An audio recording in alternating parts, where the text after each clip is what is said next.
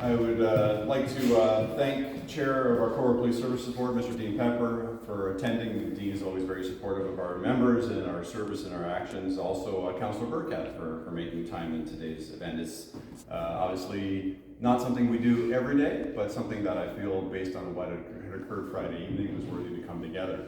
It is fitting that we're standing underneath the wall of honor for two officers who have fallen, one of them murdered in our own town. On Friday, September 30th, 2022 at 11:30 in the evening, uniformed patrol officers on general patrol conducted what turned out to be not a routine traffic stop, right here on Division Street.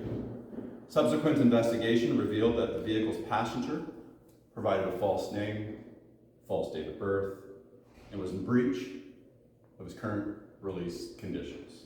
The passenger attempted to flee the area and was safely arrested a short distance away. During that physical arrest, police located a loaded Glock pistol, which you have before us, full magazine, drugs, over $1,700 of Canadian currency, 3 cell phones, estimated street value of drugs more than $5,000. As a result of this investigation, the passenger, a 17-year-old male youth, was charged with multiple offenses, including, but not limited to, obstruct a police officer, assault with attempt to resist the police officer, escape lawful custody, possession of 3 different Schedule I substances, fentanyl, crystal meth, crack cocaine, all for the purposes of trafficking, possession of proceeds under $5,000 of crime, of under $5,000, possession of a prohibited and restricted firearm and ammunition, unauthorized possession of said firearm, 2 counts of carry a concealed weapon, possession of weapons for the dangerous purpose, as well as possession of a prohibited device. And importantly, 4 counts of possession of a firearm or ammunition contrary to an existing weapons prohibition order.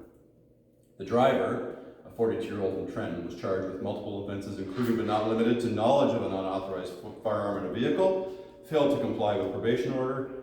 Both accused parties were held for a bail hearing on Saturday. The adult male was released from bail on Saturday. Youthful offenders is in the bail process as we speak today. This incident is very concerning, obviously, for multiple reasons.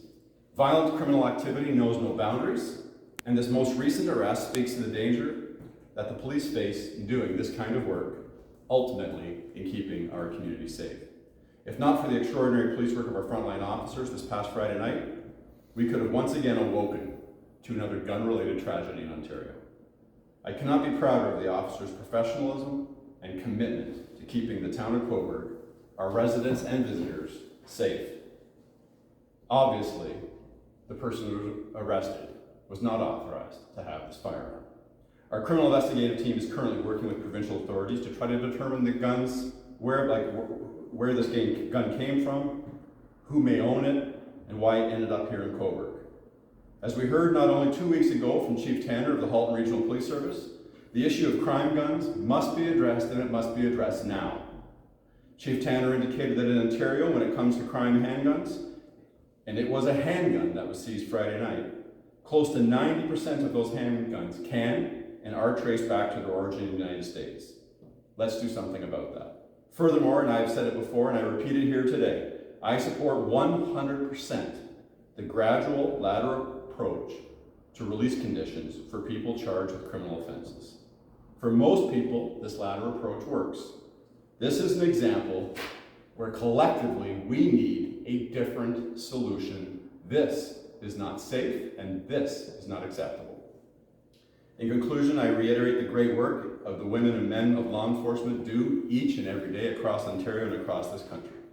We continue to work in collaboration with our neighboring police services and police services across Ontario. Last week, our officers coordinated with other police services for a successful outcome after initiating a stop that could not continue anymore here for public safety reasons.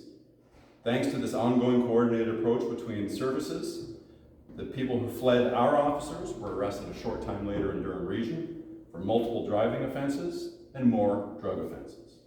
Work by our police team here in Cobourg and across this province continues to be demanding and increasingly dangerous. I send my personal appreciation to our team here and to officers across the country as they go about their daily work in providing safe communities. Thank you, and I'll answer questions now. If we could just move in roundabout so everyone gets their questions in, that'd be great. What was the nature of the traffic stop again? Again, when I said it was a not so routine traffic stop, that's exactly what it was. It was a routine traffic stop. Our officers are always out and about in the community, and this particular evening they're out conducting what they do in their regular course of activities, and as quickly as that traffic stop began, it was no longer routine, and it led to the event that we talked about. But what happened specifically to have the officer stop his car? There was some suspicious information in relation to the vehicle and the vehicle associated plates. You've said it's not acceptable, but I mean, what needs to be done then? What needs to be done, we need to have greater, obviously greater penalties. We need to have greater funding and grants not necessarily for the Cobourg Police Service, but to track and source where and how these guns are coming into Ontario. That is first and foremost. We see not 2 or 3 weeks ago where more U.S. guns are involved in tragic circumstances. We need the government, we need police chiefs, we need everybody, the provincial police associations of Ontario to come together and work for real solutions for Ontarians. What about the courts? Because I understand he was up on charges before, if I'm not mistaken. Absolutely. Again, we are limited in what we can really speak about. This person is covered and protected by the Youth Criminal Justice Act. But obviously, if there's a breach of undertaking charges, then yes, you're correct. There are charges before the courts. So again, we're right back into this lateral approach. That's exactly what I said. As chief, I support everybody out in the community is given an opportunity. If anything should happen, we understand that allegations are just that, and people will be proven to be guilty or innocent in court. I understand that there needs to be a lower threshold for everybody, and most people comply. When we get into issues of gun violence, robberies, and violent crime, there has to be a different approach. There has to be a different response. And just one more, just if you can reiterate, this could have went south really easily. When this person was arrested by our officers, just before midnight on Friday night, the loaded gun that's before you, it's not loaded anymore, but the gun you see before you was loaded and on the person during the course of a physical struggle.